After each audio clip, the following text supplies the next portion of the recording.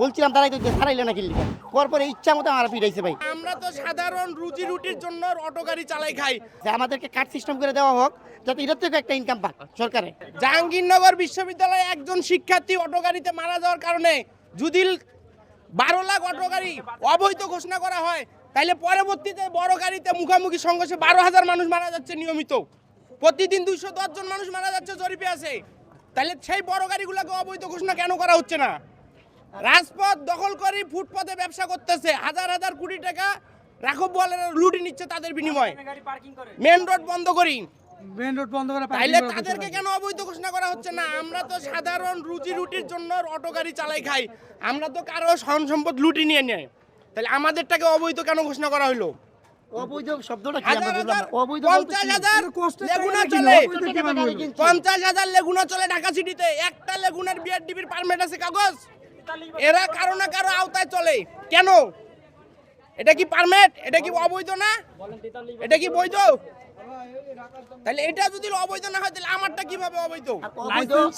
এদের গাড়িগুলোতে শিশু বাচ্চা চালায় যারা নিজের বুঝ বানে না, 10 বছরের 12 বছরের শিশু বাচ্চা যার লাইসেন্স নাই, গাঞ্জা খায়া নিশা খায়া চলে, তারা যদি বৈধতা পায় আমরা কেন পাবো না? আন্দোলন ছিল, আমরা স্টুডেন্টের পাশে ছিলাম। প্রথম আন্দোলনের সময় স্টুডেন্টের পাশে থেকে আমি আহত হয়েছি। স্টুডেন্টের পাশে যেহেতু রিক্সা দিয়ে আমি যাতায়াত করাইতাম, রাস্তার মাঝে ছাত্রলীগে হামলা করছে স্টুডেন্টের উপর। তখন দাওয়া দেওয়ার পরে স্টুডেন্ট বলতো মামা টান দেন, আমি রিক্সা টান দিছি, একবার টান দিছি, তখন 2টা মোটরসাইকেল দিয়ে আমার দুইরা পালাইছে। তখন স্টুডেন্ট নাইমে দৌড় দিছে, তখন আমার পাইছে পাইয়া বলে তোমার বলছিলাম তারাই তো ছাড়াইলে না কিল্লিকা পরে ইচ্ছা মতো আমার পিটাইছে ভাই, ইচ্ছা মতো পিটাইছে।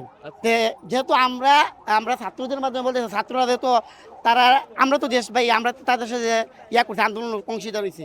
ছাত্ররা এটা করে যে আমাদেরকে এইভাবে করে দেখ যেহেতু আমাদের গাড়িগুলো আমরা চালাইতে পারি, আর সরকার তো এটার থেকে টাকা পাইতেছে, যে খারাই বিদ্যুতের থেকে একটা টাকা পাইতেছে। বিদেশি ফ্যাব্রিক্সের তৈরি ফ্যাশনেবল উন্নত মানের পাঞ্জাবি সমাহার দর্জি ঘর, বিশ্বস্ত প্রতিষ্ঠান দর্জি ঘরে আপনাকে স্বাগতম। যে আমাদেরকে কার্ড সিস্টেম করে দেওয়া হোক যাতে এটার থেকে একটা ইনকাম পাক সরকারে। কারণ ভাই এটা বন্ধ করলে আমাদের সমস্যা কেন? আমার এক না ভাই, আমার ফ্যামিলির মধ্যে আরো 5 জন সদস্য আছে। না সবাই তো রিক্সা চালায় না, যেহেতু আমি রিক্সা চালাই আমার ইনকাম থেকে তো 5 জন ইনকাম মানে খাইতেছে। এমন ভাই দেখা যাইতেছে কি যে বাংলাদেশে যত রিক্সা চালক আছে সে একজন ইনকাম করতে, একজনের উপর তো অনেকেই নির্ভর। সন্তান আছে, বাপ মা আছে, যেহেতু স্ত্রী আছে ভাই, আপনারা যদি হঠাৎ করে বন্ধ করে দেন তাহলে আমাদের কি উপায় হবে ভাই? তা আমরা যে উপরের লেভেলে ছাত্র ভাইদেরকে বলতেছি ভাই আপনাদের পাশে ছিলাম আমরা আন্দোলনের সময়। আমি 100-র উপর স্টুডেন্ট, একটা স্টুডেন্ট বলতে পারবো না আমি ভাড়া নিছি ভাই। আহত হয়েছে স্টুডেন্টগুলো নিয়ে অটো দিয়ে নিয়ে ভাই হাসপাতাল দিয়েছি ভাই।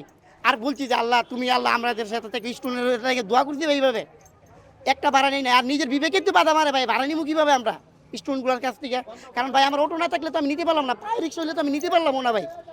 2-3 জন আমি রিক্সা দিয়ে নিয়ে গেছি, কিন্তু পাওয়ার রিক্সা হলে পারলাম না ভাই। আর এই যে আমি এখন বর্তমানে আহত হয়েছি, আমি ইচ্ছা করলে আমি পাওয়ার রিক্সা চালাইতে পারবো না, কারণ আমার পায়ে 2টা পায়ের মাঝে ছাত্রলীগে আন্দোলনে আহত হয়েছি ভাই। প্রথম আন্দোলনের মাঝে আমার আহত করছে ভাই, প্রথম পাস্ট ছাত্রলীগ যে বেলা পিটাইছে 3-4 বার আমি আহত হয়েছি, কিন্তু প্রথমে আমি বেশি আহত হয়েছি। এখন আপনি কি চান? আমি চাইতেছি ভাই যেহেতু অটো রিক্সা যেহেতু আমরা চালাইছি, আমরা যখন কিনা পালাইছি, সরকার এটার থেকে আমাদেরকে মানে ওই যে কারেন্ট বিল যেটা নিতেছি না, আমাদেরকে লাইসেন্স করে দেখ, যাতে প্রত্যেক বছরে বা মাসে একটা ইনকাম পাক আমাদের অটো রিক্সা থেকে। হ্যাঁ রেজিস্ট্রেশন, আমরা আইডি কার্ড দিয়ে আমরা রেজিস্ট্রেশন করে দেখ আমাদেরকে, আমরা যেন চলতে পারি, আমাদের কোনো বিকল্প মোটরসাইকেলের যেমন এটাই মানে কাট করে না, এভাবে আমাদেরকে কাট করে দেওয়া হোক। দেশে দেশে সবার সাথে দ্য নিউজ।